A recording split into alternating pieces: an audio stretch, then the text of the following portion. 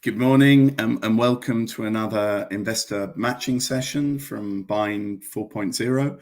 I'm actually just sitting here waiting for people to connect.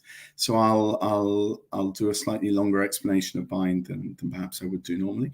So BIND 4.0 is a open innovation acceleration platform where there are a number of corporate partners that run paid pilot schemes with deep tech industry 4.0 startups.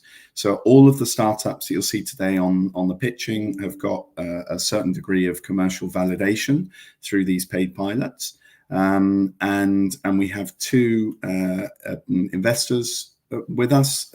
One of them's connected at the moment. I can see Federico here in the backstage. You're muted, Federico, when you're in the backstage, but I'll bring you on screen in a second. And we're just waiting for the second investor, Tobias, to connect from Join Capital. But we have six startups with us today. So we'll start off with Uali, then Uktena, then Safeloc, then Gundo, then Visionaries 777, and finally Uali. There are 3 minutes for pitching and there are 6 minutes for Q&A. I appear on screen when the 3 minutes are up and for the pitch, and then when we stop the pitch, and then I disappear off again and I come back again after the 6 minutes. So I now have both Federico and Tobias connected, so I'll bring them on here on screen with me. Thank you for connecting. Last minute scares when I didn't see people connected at the we started. But guys, so I've just done a quick description of BIND 4.0. You both know how it works, but basically it's an acceleration, open innovation platform. So all the startups you'll be seeing today have a certain degree of commercial validation, some of them more, some of them less, but even if it were only the commercial validation from BIND, they have it, which obviously helps in terms of technological validation. We'll have 6 startups with us today. BIND is based in the Basque Country, but it's open to startups internationally. So you'll see that we've got startups, larger proportion from Spain, but we've got startups from all over at the moment. So if you'd like to sort of just give a brief intro of yourselves and of your funds to the audience, Federico, you're the next one on the screen, so you can start off. You're muted right now. Just that you know, I'm not going to take you off screen now until the end. You're stuck. But those that are in the backstage, you are muted automatically while you're in the backstage, so you don't need to mute. So Federico, all yours. Please talk us through LUMO. Yeah, thanks Tom for inviting us. Nice to meet you all. And my name is Federico. I work for LUMO Labs as an analyst. Started 2 years ago, and LUMO is a venture capital fund based in the Netherlands that invests at the intersection of impact with tech. Impact, we invest across SDGs such as quality education, sustainable cities, climate tech, and health and well-being. And on the technology side, we are software investors, investing across all domains of domain technologies such as AI, blockchain, XR, and embedded software, among others. We invest at the pre-seed stage. We have an interest in the Spanish ecosystem and in general in the Iberic area, as we have already invested in one company, but with the new fund that right now is being finalized, we are aiming to have more emphasis in the region, therefore really open to get to know new founders and new operators in the ecosystem, and looking forward to this event. Perfect. Tobias, the floor is yours. Thank you, Federico. Perfect. Yeah, I'm sitting here with Max, a colleague. We're based in Berlin, Join Capital. I'm the founder of this company together with 2 partners. We started in 2015 investing in industry tech companies or industry 4.0 companies across Europe. We have done this successfully with our first fund. Currently, we're investing out of our second fund. By now, we have assets under management around just shy of 200 million. and we write checks from 1 to 5 million euros. That's typically a seed or a seed extension round. As I said, fully pan-European. We have a couple of investments in Spain. Company may heard of is called Frenetic out of Madrid, doing really well. And that's a kind of a good example of the companies we like. We like efficiency gains, improvements, or tech innovation for engineering, design, procurement, anything really that helps industrial companies master their digital transformation processes. Yeah? And we raised money mostly from private organizations, family offices that own an industrial company. And we run the Joint Ambassador Network, which is basically a go-to person within over 100 industrial companies that are willing to share insights with us and do POCs and due diligence support. And our claim to fame is that usually we can deliver 2-3 real customer engagements before we even invest in a company. And that works really well. And yeah, and so we're very keen. We've been involved with BIND and the conferences in Bilbao for many years. And yeah, looking forward to the session today. Fantastic. Yeah, the providing case studies, success stories is just an amazing support tool for the startups generally. Okay, so we'll jump into it. The first one is from Guillermo from 4i, who are from Seville, same as ourselves. So I'll bring him on screen. Just one thing for the audience: if you do want to make a question, feel free to put it in the chat, and we'll put it up on screen and answer it as part of the thing. It makes it a little bit more fun for everybody and more interactive, obviously. So Guillermo, all yours. You've got 3 minutes for the pitch. If you'd like to start sharing your screen, I'll put it on, and then you know the drill. I've got my stopwatch working, my timer working here, and I'll come back 3 minutes after you've got started. So if you just share your screen, and then we'll jump into it. Okay. So 3 minutes, right? Yeah. Okay. It's not full screen. If you want to put it full screen, it should be uploading now. It is now. You've just got a little. No, you're on the presentation, the presenter's version. Oh, presenter screen.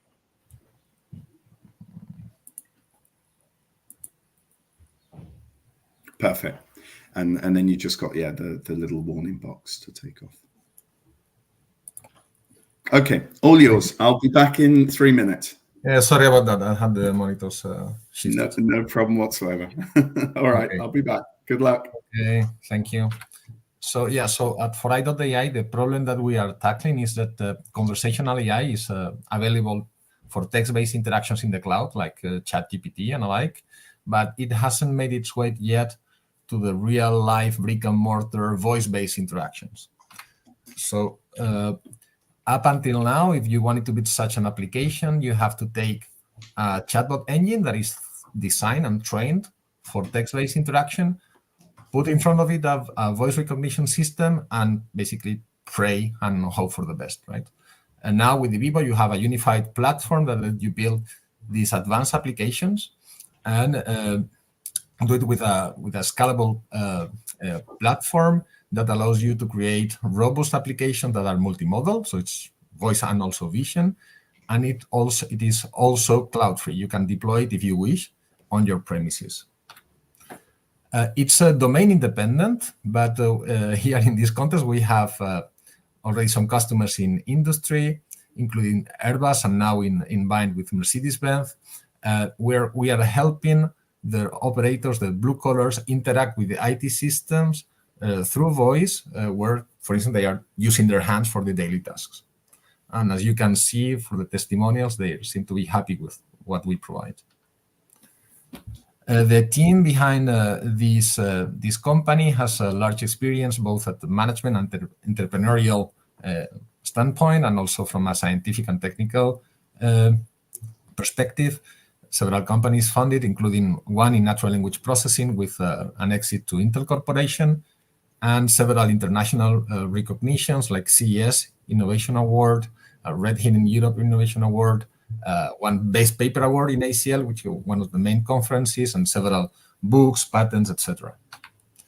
Within 4i, we're still very active in academia. We have several papers published, one patent granted, 2 large language models uploaded to Hugging Face with thousands of downloads. We have 5 PhDs in the team, and 1.5 million euros raised already in grants to improve the core system. The investment that we are estimating is 4 million euros, out of which we have already 1 million secured through grants. So we would be looking to raise 3 million euros. The route to market is the pathway that we are mostly using right now. We do everything. We do the development of the application, the professional services, and also the license of our technology. And we want to expand it and promote the 2 other channels through integrators and finally as a software as a service. Market size, I guess I don't need you to convince, is very large and is going to keep growing in the foreseeable future at above 20% rate. The forecasting, of course, exponential growth as every startup, I guess, but it's a bit more critical in the sense that our unit economics are based on our previous startup. It's in the chatbot space, and also in terms of top-down, is less than 1% of the total total market size. And that's all that I had for today. But in the annexes, I have. I just wanted to show very quickly this one because one of, I think Federico mentioned health. So we are also working on health, mainly with Honda Research Institute, and we have some good background there. I think that's it. I'm open for any questions you may have. Yeah. Thank you very much, Guillermo. So there's 6 minutes. There's 6 minutes for questions. So again, guys, I'll leave you to go for it. I don't know if maybe Tobias, you're not muted if you want to start, and then let Federico go second, or vice versa, as you see fit. Thank you, Guillermo. Maybe a question that comes to mind is obviously everybody wants to somehow. Have we lost? Oh no, he's still here. I'm here. Like instructing robots or connecting robots to the kind of infrastructure on the shop floor. There's a couple of platforms emerging. There's different protocols, different approaches. Like, how do you make sure you can deliver on every use case? Does that mean you have a universal partner, or do you connect individually to the use case wherever needed, a standalone? Yeah, let me clarify. Obviously, in 3 minutes, I don't have the time, but the use cases that I mentioned there, we are not interacting with robots. So we are, the kind of things that the blue collars are doing right now is open an incident, look for information, ask what's the next task, check something that was manufactured and has to be registered in the IT system. Having said, so that's the kind of thing that we are doing today. Having said so, we are very much active in social robotics, but we look at it in the mid to long term. So all these papers that you see, most of the papers are in social robotics in conferences like IROS. So we are preparing ourselves for the time that we believe will arrive when robots will be more standardized, will be more used, and then dialogue with robots will become a need. Right, and we are prepared more at research level on this side. So right now, then the integration is more with the MES and ERP systems, probably, or the engineering software. Yeah, SAP. Yeah, exactly. Yeah. Okay, and that is not a problem. That is easily done. Yeah. Well, easily. That's the professional services part that I mentioned before. So we have a recurrent revenue, and we have a deployment application, which includes integrating with the IT system. So what we are looking for is to move from 80-20 to 20-80, where others do the professional services and it's easier, and stuff. That's part of the reason why we are looking for the investment. Okay.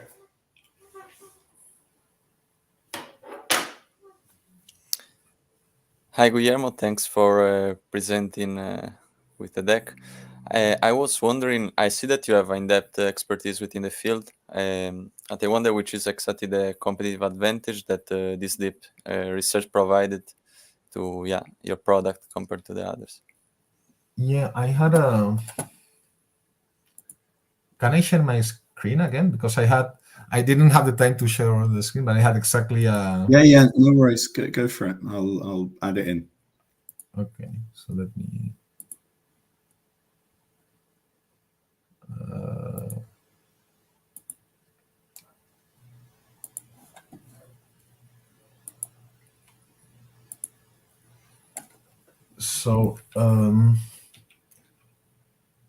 So basically we are providing a platform, right, that let you create advanced application based on scientific breakthroughs. So this last part, I believe, is what you're asking for, this technological and scientific breakthrough. So we are supporting our platform with the outcome of our research team in different levels, as you see here. In robustness, we have generated a new way of training models that is more robust against background noise. We have also generated a framework to create fine-tune LLMs that are more suitable for these kind of applications. Also, the integration with the visual components. So, we are supporting the capabilities of the platform with the outcome from the research. And this translates to this more fine-grained detailed comparison with other alternatives that you may find, right? So this is these two slides, I guess, are the two ones that may answer your question. Yeah, thanks, Guillermo. I understand also that in this setting we cannot deep dive, but definitely insightful. Happy to review later more in depth also the health case use case that you mentioned. And not sure if how much do we have left, Tom? There's another minute, so you've got time for another question if you'd like. Okay. Tobias, you have any? Okay, cool. All right, Guillermo, thank you for that. One thing that you didn't really mention was the Inditech's background. Obviously, as investors, second time successful entrepreneurs are always interesting. No, you've got a minute if you'd just like to mention very quickly. Yeah, I hope it was Inditex. It is indices. Sorry. We founded indices, which was pretty successful. We have an exit to Intel, but we didn't fund, unfortunately, Inditex. No, not yet. No, you got it completely right. Sorry. Too early on a Friday and it's 12 o'clock. Yeah. Okay, all right. Well, thanks for that, Guillermo. The next one on is Uktena, I believe. So I will bring on, at the moment, Gustavo and get rid of Guillermo. Here you go. So, Gustavo, if you could start sharing your screen. Tom. Hi. Let's try it. Compartir.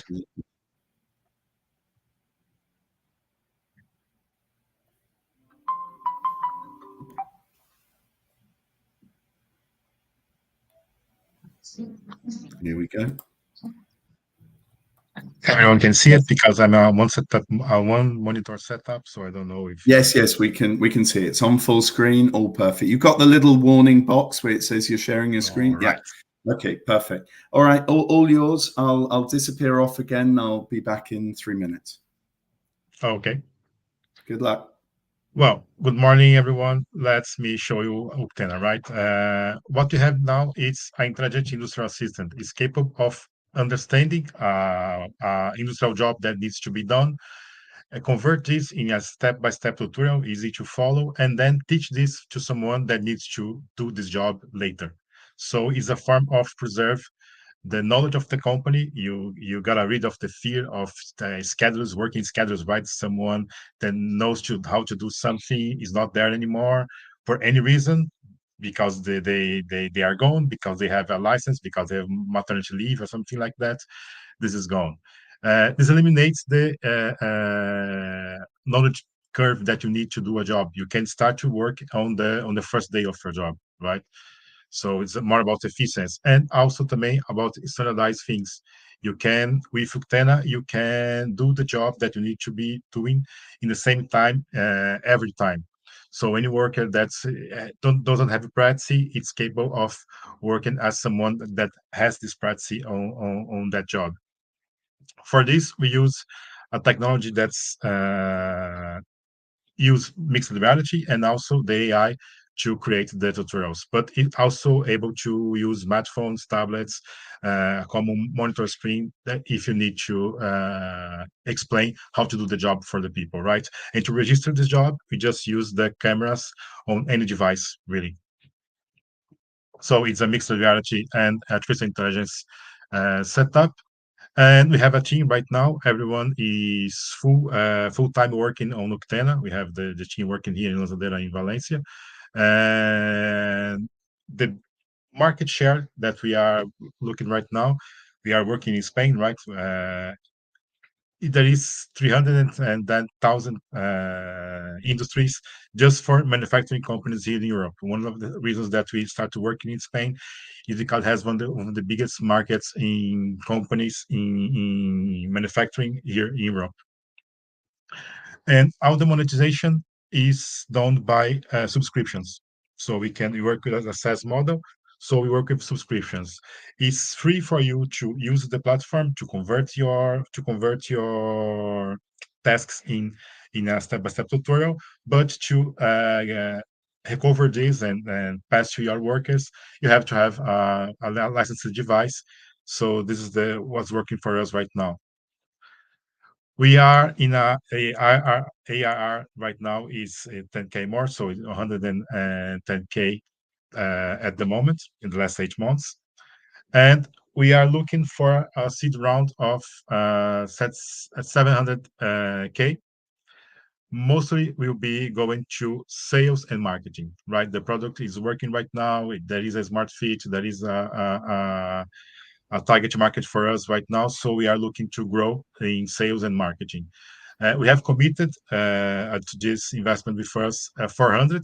We just secured 5K, 50K yesterday. So this now is 400. And we have these companies right now working with us. It's mostly maintenance, the pharma industries, more for the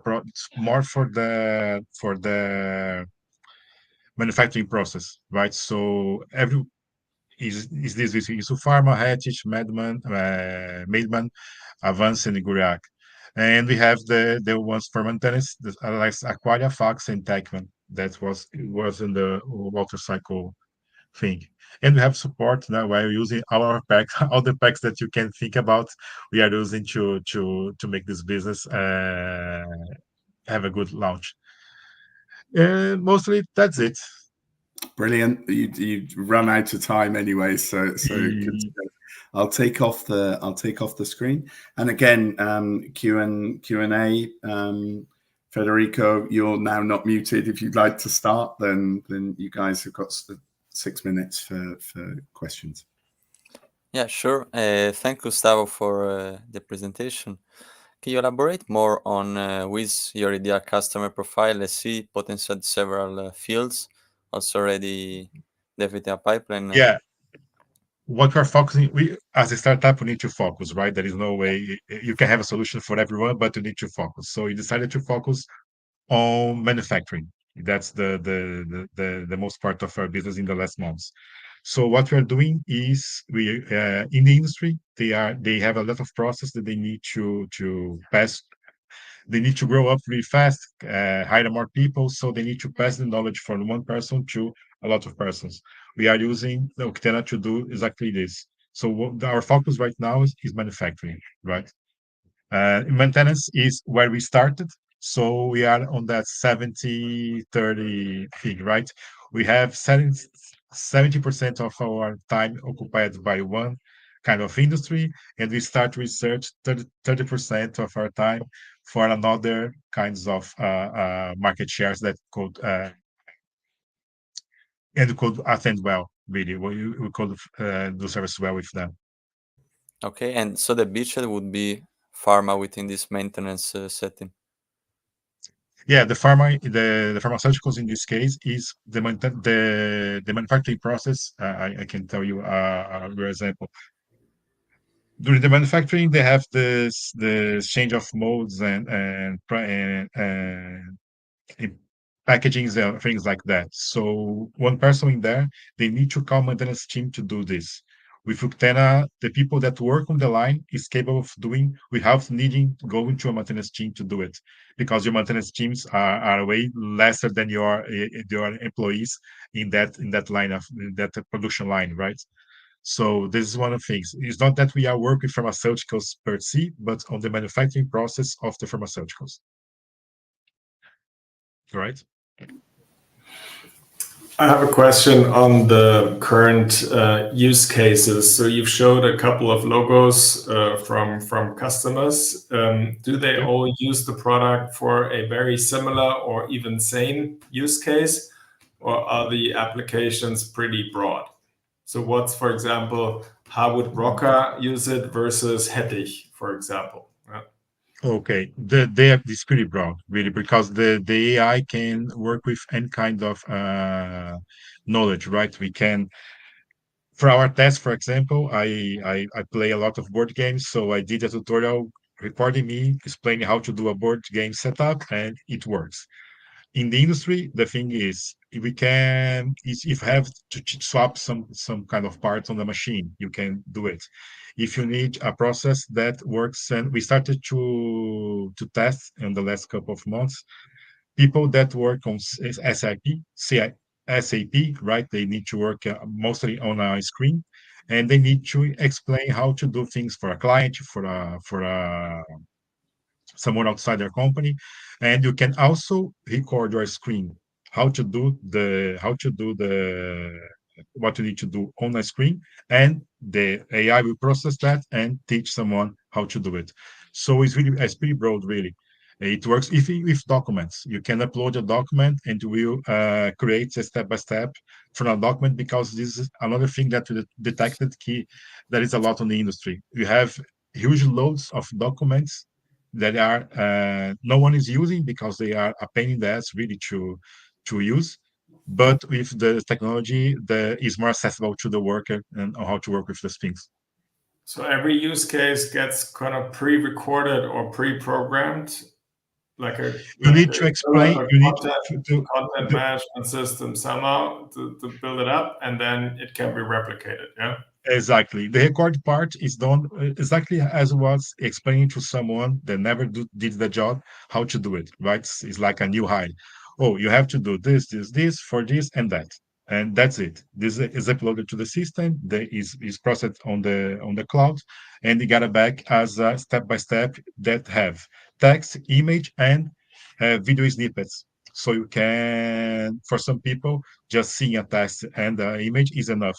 Oh, but this step is more complicated. So there is a small video snippet that you can use for that part, for that step.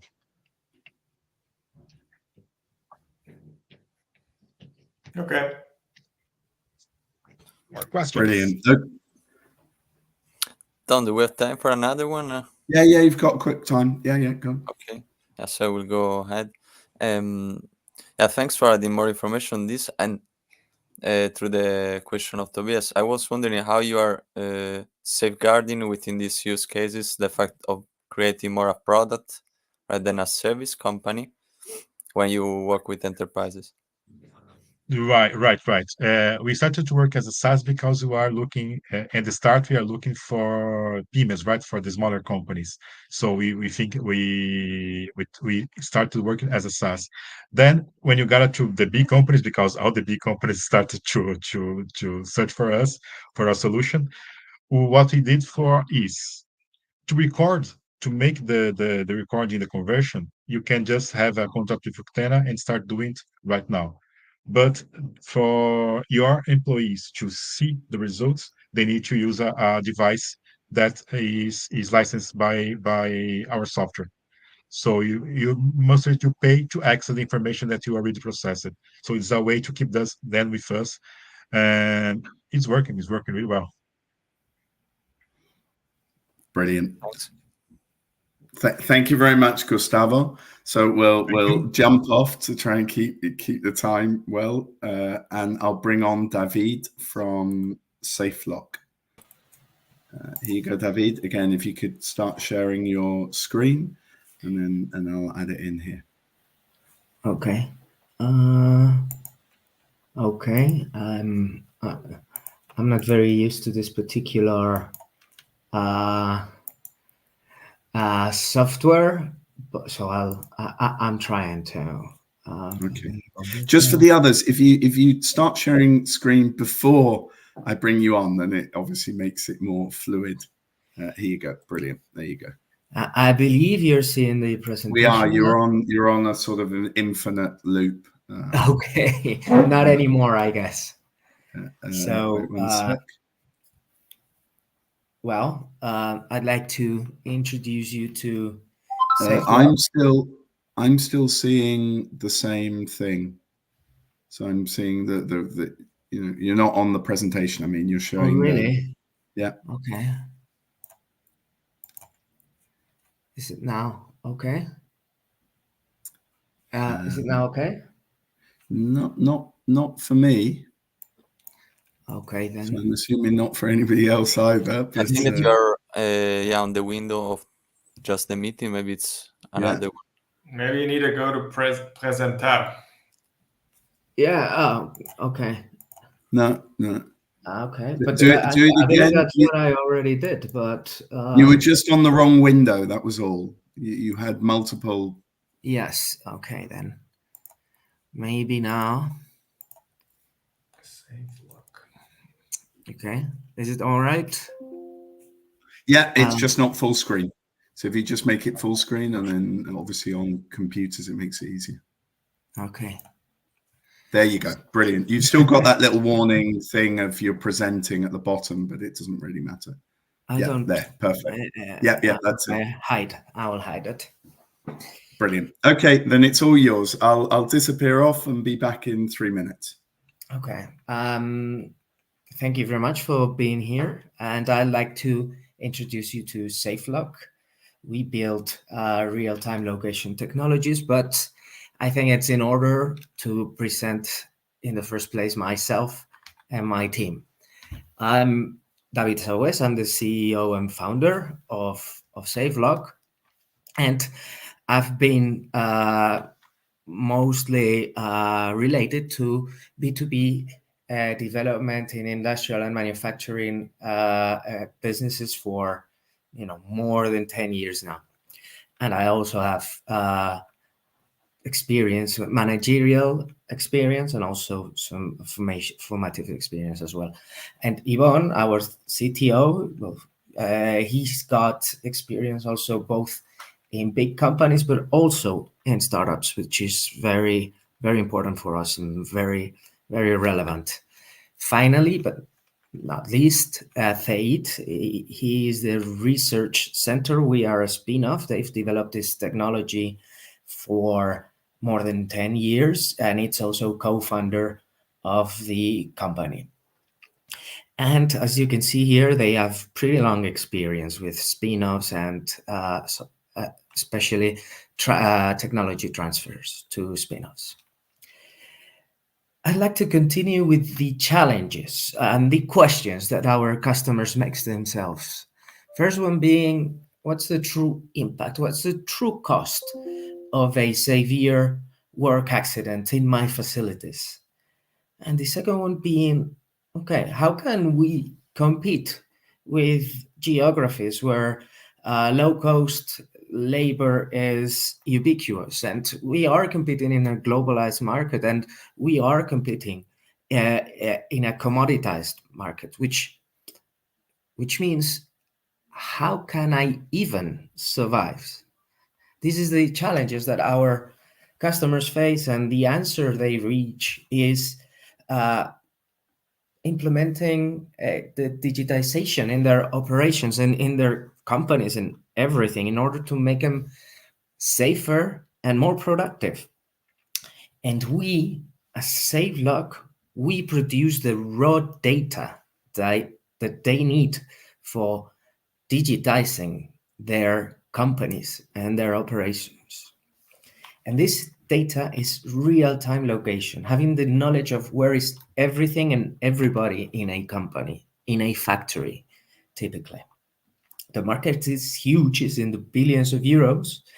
And these are our projections for the next 4 years. And I'd like to remark the impact of license sales because it's cumulative year after year, and it's a nice exponential growth.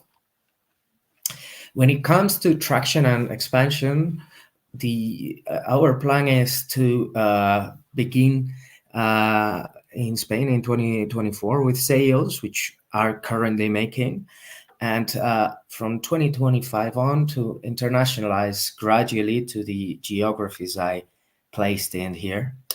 And I'd like you to see a little bit of our current pipeline, sales pipeline.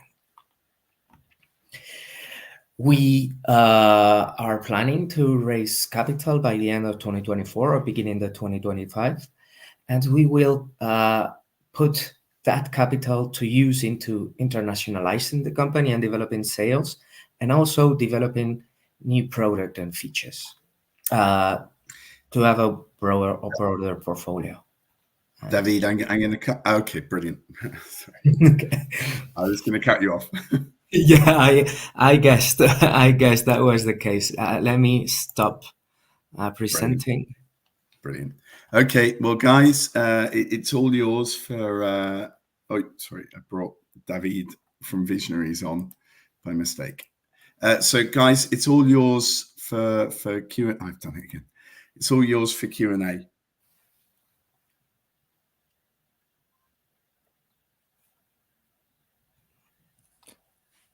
Hello, thanks, David, for presenting. I will go first. I was wondering exactly how the spin-off happened from indeed a research setting to the current company setting. Excuse me, how happened the spin-off, the process? Yes, because it started everything from our research, right? Yes, it started for a 10-year-long development of a technology and research. So we're based in Guipúzcoa, and Guipúzcoa is very well known for heavy industry here in Spain. So they've been developing the technology in order to be very robust and to work especially well in metallic heavy environments, which I didn't have the time to explain about in my presentation. So when they had a long track record of projects with companies out there in the industry, both in Spain and abroad, they began the process of making a spin-off out of it. So we partnered together, Fate and I, and we went to look for money to begin the company. It took us, some months, less than a year, and eventually we joined forces with Be Able Capital. They are a deeptech fund, VC fund, and also Basket Tech Ventures. So we raised money basically a year ago, and we began the spin-off and trying to working and turning the technology that Fate transferred us into the product that we do have now. Clear. Thanks, David.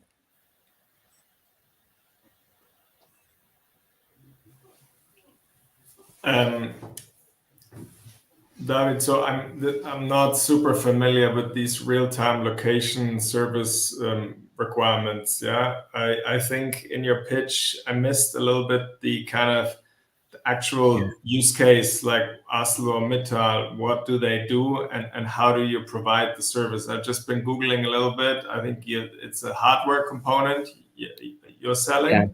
Yeah. Maybe you can elaborate a little bit more on what it does and what the business model implies. Yeah? Yes, Tobias, you're totally right. I didn't go very deep into it. So We do have a full technological stack that begins with hardware, then algorithmia and firmware, then software.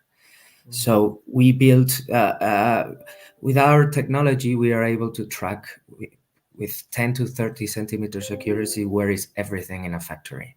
And our big advantage, as I said, is that our technology works especially well in metallic heavy environment, such as manufacturing, where our competitors' technologies normally don't work as well.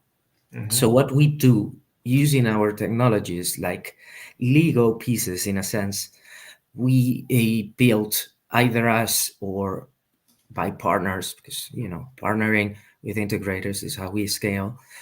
So we build solutions to our customers in the framework of projects. So we do have the technological aspects of a sale, the hardware, the software licensing, etc. We do have the service aspect of it, the project and the evolution of the solution.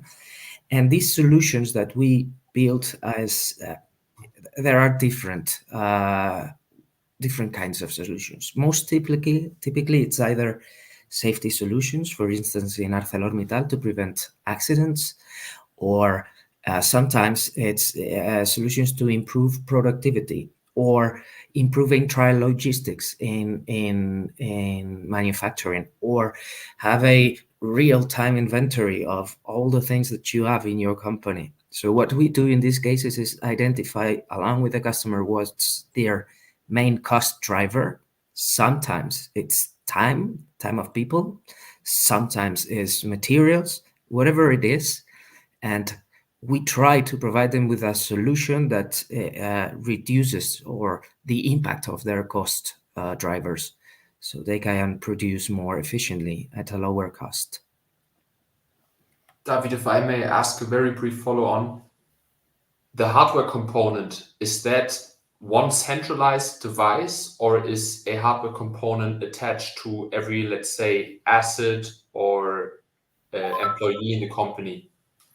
There are fixed antennas, which would be similar to the things that you've mentioned, that cover a surface that needs to be monitored, and there is the kind of variable part on the hardware needs, which means that every person that needs to be tracked, for instance, has to wear a small antenna that it's portable, or every vehicle, or every, I don't know, machine or work in progress or tooling, major tooling thing.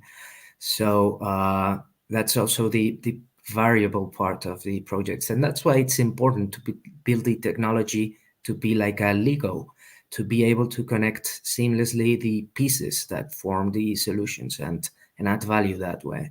So we can adjust very easily to what the customer requires and needs. Thank you. Brilliant. Thank you very much, David. With that, we'll say farewell and bring on Jean-Pierre from, just let me find you here. I'll take you off screen and I'll bring on Jean-Pierre from Gundo. I think, here we go. I'm having some connection issues by the looks of things. Let's hope it clears up in a second. Jean-Pierre. Hello. Brilliant. And you've added your screen, which is perfect. So what I'll do, I'll disappear off as I have with the rest, and I'll be back in 3 minutes. Can you see my screen, my presentation? We can indeed. Yes, we can. Okay. It's all yours. 6 out of 10 diseases are directly related to what we eat. From this big problem in Gundo, we focus in supermarkets. We believe that supermarkets are at the moment not designed to put your health at the center of the experience. That's why we created Gundo, a B2B SaaS solution that we offer personalized nutrition while you're doing your groceries. We offer to the supermarkets the possibility to integrate our different modules inside their experience. All that powered by our algorithms and AI. We moved last year from a B2C model with an app showing real pain and product fit to a SaaS model by the request of the supermarkets themselves. We already launched our solution with our first partner. We are in implementation phase with other partners all across LATAM and Spain. In terms of the market, we are targeting the grocery market. For example, in Latin, the online segment represents a market of 30 billion US dollars. In Europe, more than 100. In terms of direct competitor, we have one in it, a US-based startup with a valuation over 100 million. In terms of business model, we have a SaaS model. Supermarkets are paying by the use of our technology, with a ticket going between 1,500 to 4,000 per month with annual contracts. And with 4 clients, we are reaching break-even situation. We are also testing the same technology in another segment, the fitness segment, where we already have 1 client. And the idea for the future is to monetize all the behavioral data of consumption, anonymous, to the food industry. In terms of milestones, our idea is to open a seed round by the end of this year and expand next year into Europe. Gundo is led by 9 people that work full-time. We have in the same team nutrition, technology, and knowledge of the market. We are also supported by big institutions and mentors. In terms of fundraising, we are closing at the moment our pre-seed round, where we already raised 308,000 from private and public funds. In terms of investment, we are using SAFE with a cap of 2 million or a discount of 20%. Thank you. Brilliant. Thank you, Jean-Pierre. So I'll take this off screen, and we're good to go with questions. Thank you, Jean-Pierre, for the presentation. I find interesting the contrarian approach that you had to provide such a product to B2B. I was wondering which were the feedback that made you decide for the pivot, if can be argued that it's a pivot from B2C to full B2B, and how would work basically the product in the hands of the clients with this new setting. Yes, so we moved to the B2B model because of different reasons. One of them is that the supermarkets, when we were getting in discussion with them, they were saying, that looks very nice, I really like your product, but I would love to have it inside my own experience. So that's the one of the factors. Second factor, like our application, you can still download it in the App Store or Play Store if you want to check it out. But the second was the amount of investment in terms of marketing to get, a level of installation and use. That's the second. And the third is that anyways, like to be able to operate our solution, our app solution was connected to supermarkets. So you were having all the experience in Gundo. And at the end, we were sending like the order to the supermarket for them to fulfill the order. That's mainly like the main reasons. And you asked a second part of the question, but I forgot it, Federico. And like, how do they have the data actually to perform the diet in a precise way that adds value? Because maybe you shop at several supermarkets. Like, for what kind of use case is exactly? Okay, so exactly, like for the experience to work, we have 2 major data points. One is the user. So we're asking the user all the biological data and nutrition objectives. So if that person has any pathologies, like health issues. So based on all that data, our algorithm defines the health condition of the person and the nutrition objectives. That's one side. And the other side is that we have all the nutritional data of all the products of the supermarket. We enrich that data. And with both, what we do is that our modules personalize the experience. So imagine that you're in the supermarket doing your groceries. You will have different modules. For example, the SKUs will adapt to your profile. If I'm celiac or I'm vegetarian, like the products that will be shown to me will be suitable for me. We have also a score that will evaluate in real time your basket and giving you recommendation. Look, maybe you have an excess in sodium here, or maybe you are missing vitamin C or folate. And so it will give you recommendation on products that have high content of them. So it will depend on the modules that the supermarket choose for the experience. Yes. Jean-Pierre, one question. Obviously, if I'm as a consumer, I'm getting really, if I like the app a lot, yeah, then if I'm shopping at Carrefour, I could not go into the next brand, no, and have the same experience. So there's a basically it's limited to the shopping brand that I'm with. Yeah, is that correct? Yes, with a B2B model, it will depend on if that supermarket has our service integrated and experience integrated. And the way it works is you scan every item before you put it in the basket, or how does it work? Okay, so our model at the moment is optimized for the online grocery shopping experience. So online. Okay. Online, we are like expanding our business model also for the physical experience.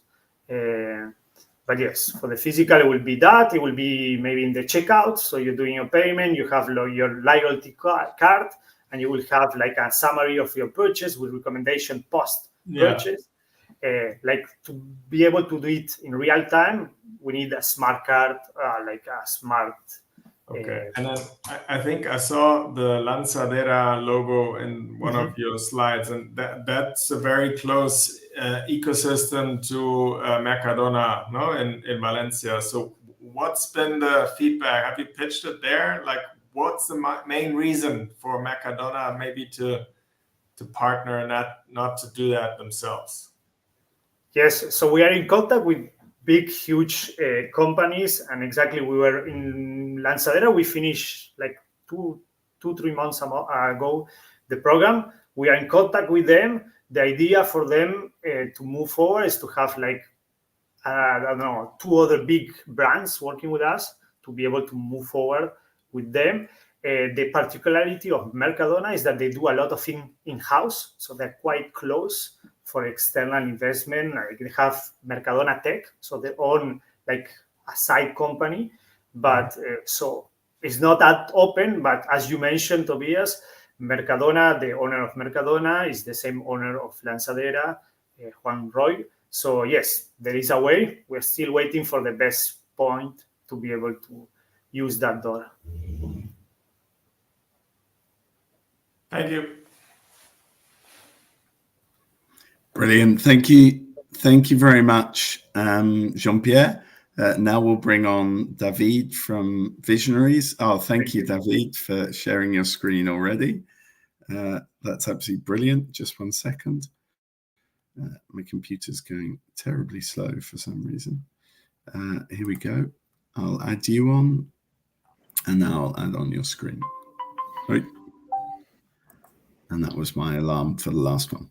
So David, all yours. You've got 3 minutes. I'll be back. Then. Good luck. Thank you. Hello, everyone. So today I'd like to introduce Inspectly with results. This is a client producing wind turbines. They've been able to reduce the training cost by 57% annually, machinery downtime by 89%, and they've digitalized 100% of the training and maintenance routines. It's a client with multiple locations of hamburgers. They've reduced training costs by 73%, increased employee productivity by 32%, and they've digitalized all their training and maintenance routines. And these are clients in Asia, one of the largest real estate developers. They've reduced training costs by 62% annually, increased employee satisfaction by 43%, and again, they've digitalized all the training and maintenance routines. So how did these 3 clients in 3 continents and 3 different industries manage to produce these results? By implementing Inspectly.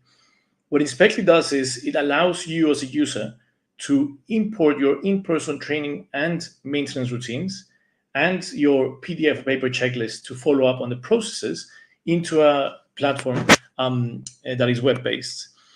Now, we don't need any hardware retrofits, which means that it is very affordable to scale and to implement Inspectly. All you need to do is you can scan your site, you can deploy the software, you can create your routines, deploy with augmented reality, and then you have a dashboard to check remotely from anywhere in the world what your employees are doing. So let me show you how the system works.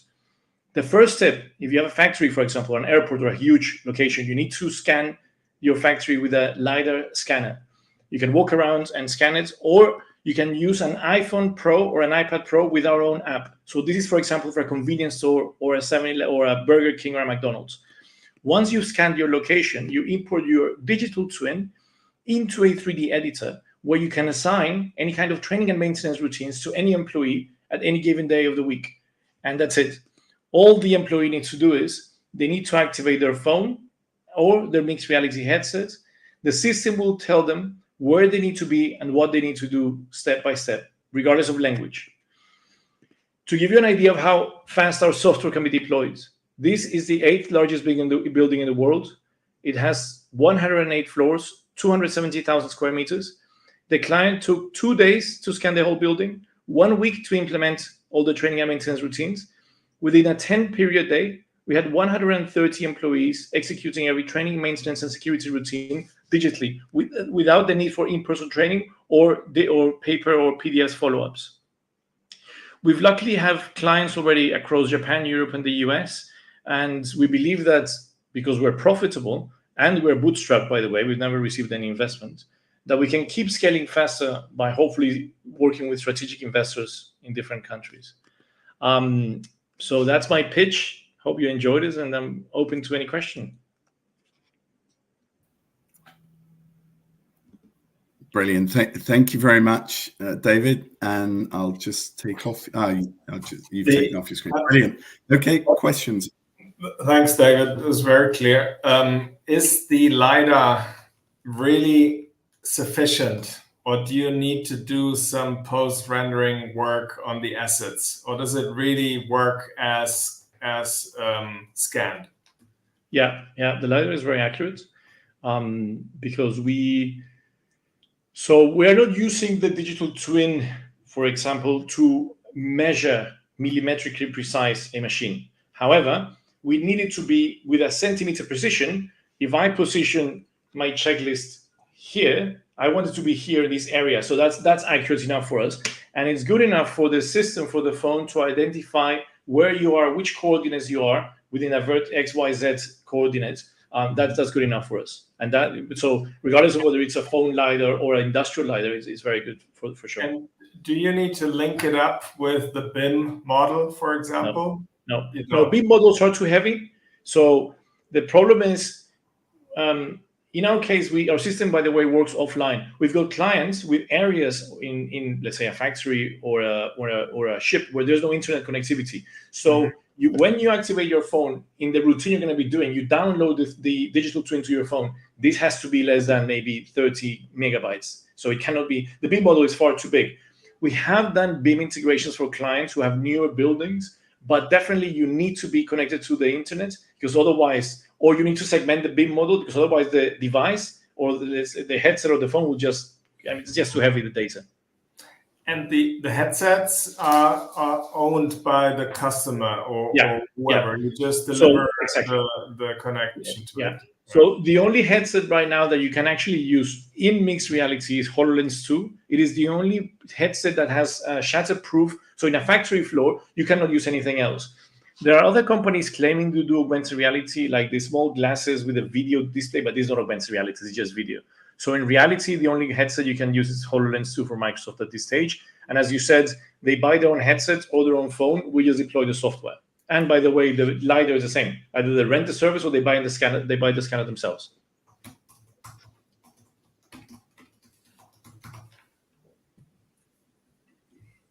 Thanks, David, for the presentation. Tobias, are you adding something on your question? I have tons of questions, but I'll let you go as well if you want. Thanks, David, for the clarity. And Tobias, I was wondering, are you playing more a commercial game or more a technical complexity game?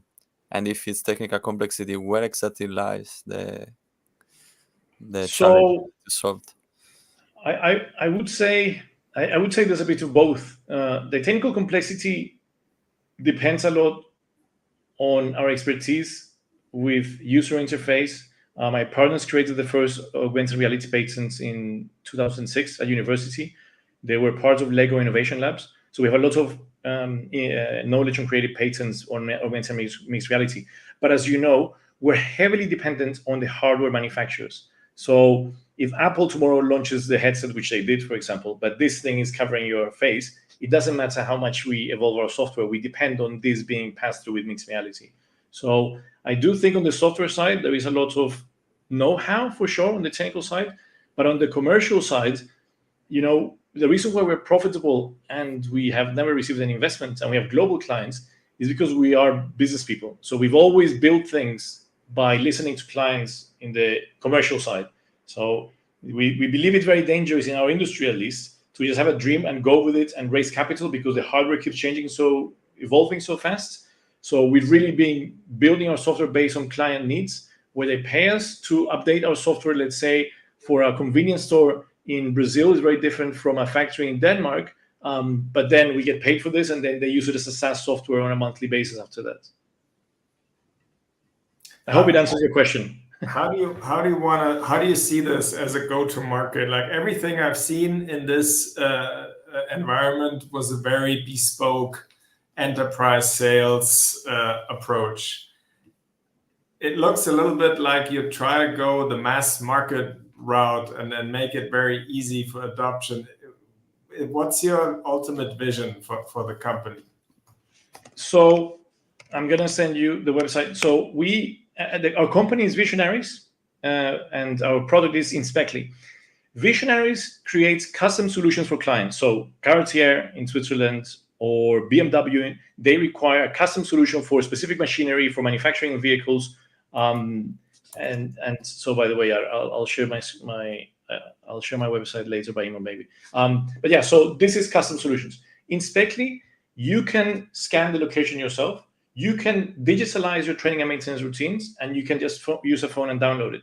The system is designed for us not to get involved as developers, because as you know, when developers get involved, it's so expensive and unattainable that it doesn't make any sense. So the dream with this software is, my dream is franchises. I am in Japan currently. We are meeting the family that owns 7-Eleven in Japan. They have 77,000 locations worldwide, but every location is the same thing. Whether it's 7-Eleven, Mexico, the US, or Japan, you have to just clean a toilet, put a Coke in the refrigerator. They want to digitalize, but the solutions out there, let's say a Siemens, a Honeywell, they are hardware dependent. So you need to put sensors, Bluetooth beacons, cameras. It just doesn't work. We're coming up with a solution that is completely software-based, and we believe it is a future-proof technology because it is based on technologies that are not going to disappear, like eventually mixed reality.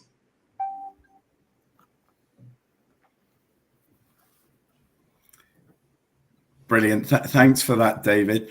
Tobias, you sent it in the private chat, the website. I've actually just put it on a comment on the LinkedIn thing, so everybody's got access to it now. Thank you very much for that. Next one up is Ian from Uali. Cheers then. Bye-bye. Hello guys, how are you? Hi, Thank you so Ian. much. If you could just start sharing your screen, and then I'll bring it on.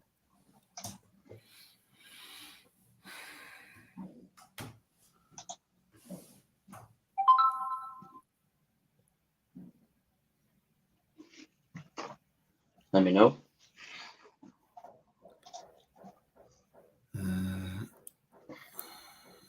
I can't see it. No, I can't see it here in the backstage. It's not appearing. Just click on the present. There we go. Was my fault. Sorry. All right. No problem. Thank you. It's just not full screen right now. The presentation's now it is. Okay, perfect. You just got the little warning message on there okay, all gone. It's all yours. 3 minutes. I'll be back in then. Thank you, Tom. Hello, Federico and Tobias. Part of what we do in Uali was thinking like the world is going to request more energy. And actually right now, everyone's want to pursue the more affordable, sustainable way to make the energy. So when we take a look of the life cycle of each asset to produce the energy, actually the expenses are up more than 40% in operation maintenance in the entire life cycle of 10, 20 years. And it's something very critical to reduce the price of the energy.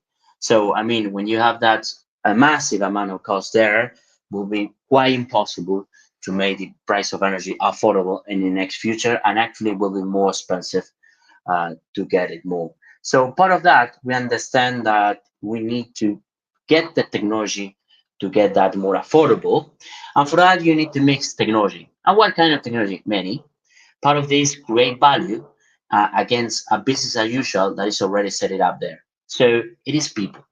Actually, what we need to do is like this operation maintenance is very routine task, I would say, that technology could do it better, more efficient, cost and time, and it's right this solution that we're creating Uali. So what we do, we deploy autonomous devices, robots, drones, and many things about IoT. Then we integrate that with different AI models to actually replace the knowledge in inspection. That is, I don't know, I arrive to one site, I take a look like an experienced guy of 20 years and understand what's going on in just a minute. That's part of the value that we add in the solution. And then all the decision making, just to understand when you are in charge of 1,000 wind turbines, it's quite complex. See all the notification and events, and you need to take decision fast, agile, and preventive. And it's part of what we'll create Uali also with a platform. So our solution is end-to-end. I mean, our client hire to us to give us insight and no more than that. This is one of the projects that we are right now.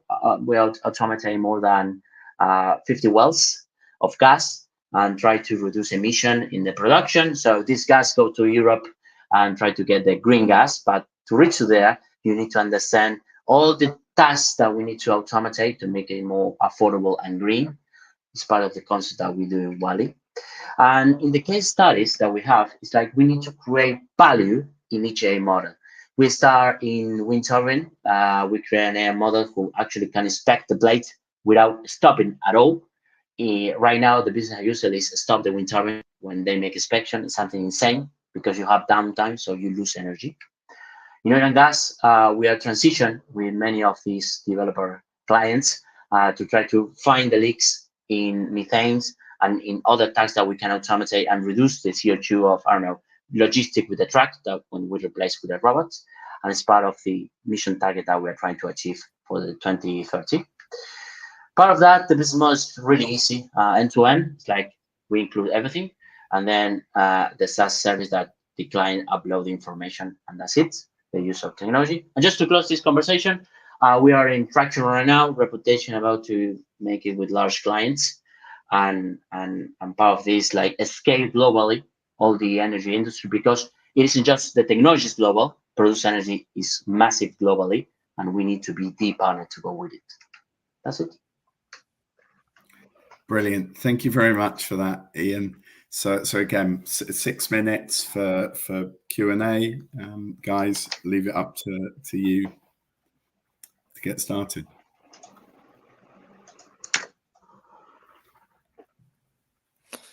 Hey, yeah, thanks for the presentation.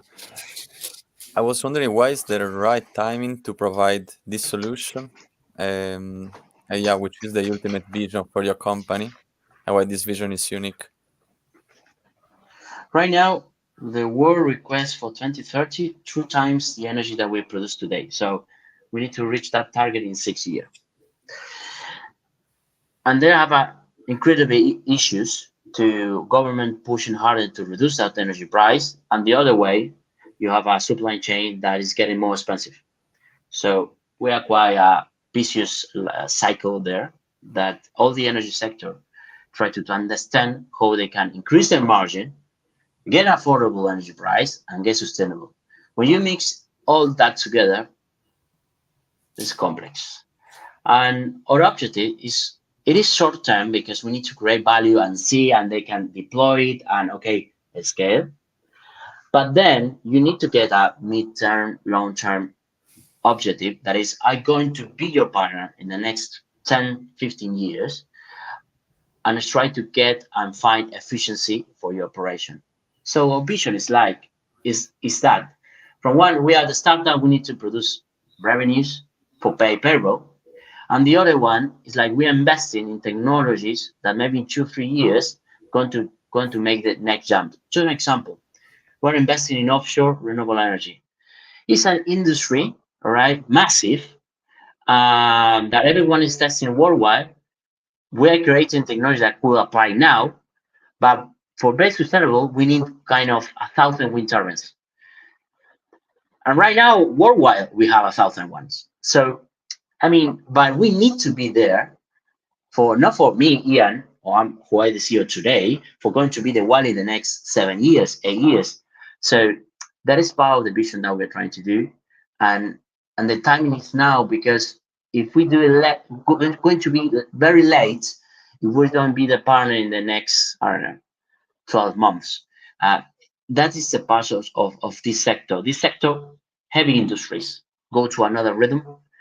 And it's very loyalty to be the first, create value, and spend when the large projects appears. That's part of the strategy, actually.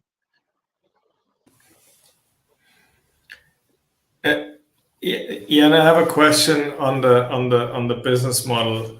So I've seen on your website a drone pilot in your tracksuit and everything. So you provide the fleet and the pilots for this project, yeah?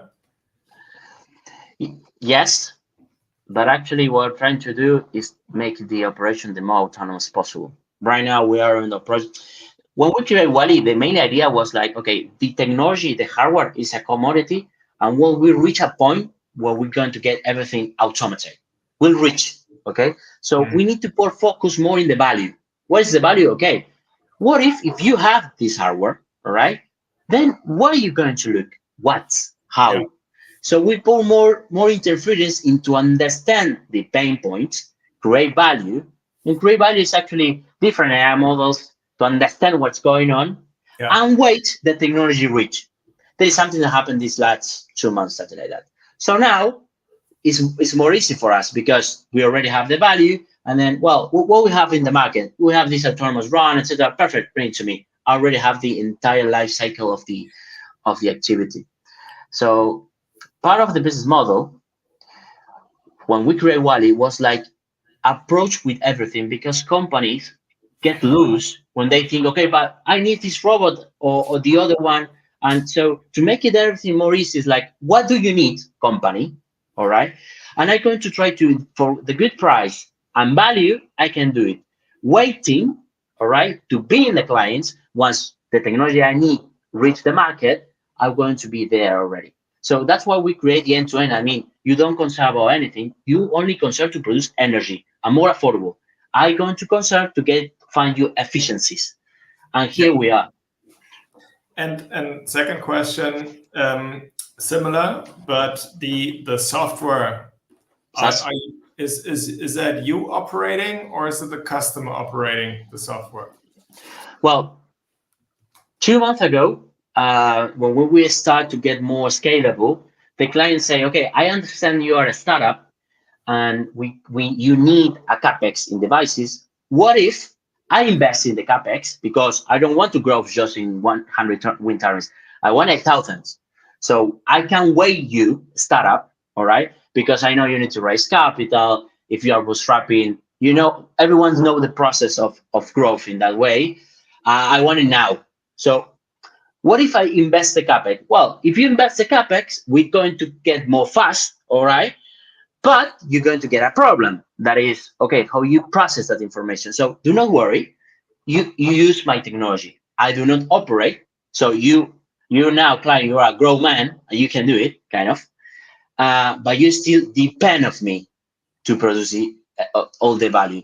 So that we understand that maybe we create another business model there, more agile to sell also, and give us opportunity to be in both sides, okay? End-to-end is very good to grow the relationship. It's like, you don't conserve about anything, I take care. And once they learn that, you can offer in the SaaS. Thank you. You're welcome, Tobias. Brilliant. Right on time. My alarm has just gone off. Thank you very much, Ian. I'll just take you off. And then just to thank Federico, Tobias, Max. Thank you very much for your time today. I hope that you found the startups interesting. If you'd like us to do any kind of intro to any of them, just let me know, or for follow-up questions or whatever, I'll be happy to do it. And hopefully we'll see you again next year with the BIND. Tom, while we have you on the call, maybe just a quick question. Could you just tell us what Ionic Fund is and how you fit into this whole picture? I think that would be so interesting as well. Of course, we're a VC fund based in Spain, early stage, agnostic, and one of the things that we do, particularly for our own startups, is organize these type of events. Online events every 2 weeks. We did one 2 hours ago for our own startups, and so we're supporting BIND by applying the same model to the startups in their country.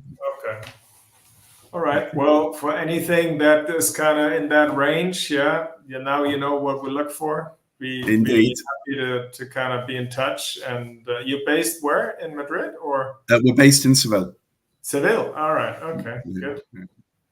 That's a good reason. Okay. Yeah. Good reason. Good excuse to come down to southern Spain. Certainly. Yeah. All right. Well, thanks a lot. That's good. I'll be happy to do that again. I mean, perfect. Just let me know. Thank you. Will do. Thank you, guys. Bye-bye. Yeah, thanks, Tobias, Tom, and all the attendees. Feel free to reach out. Thanks. Thank you. Okay, thank you. Bye-bye. Bye-bye.